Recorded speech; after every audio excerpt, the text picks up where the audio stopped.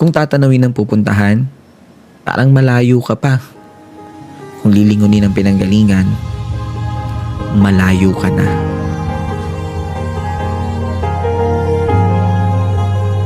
Kung titingin sa hakbang ng iba, parang naiiwan ka. Pero kung sarili ang bibigyang pansin, aba, umuusad ka.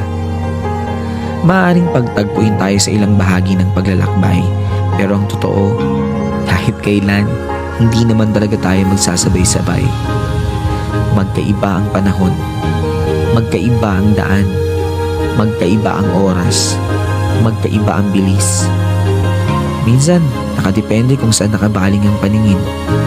Pero isa lang ang sigurado, kahit mabagal, kahit pahinto-hinto, kahit nakakapagod, kahit nakakahapo, sa huli, makakarating.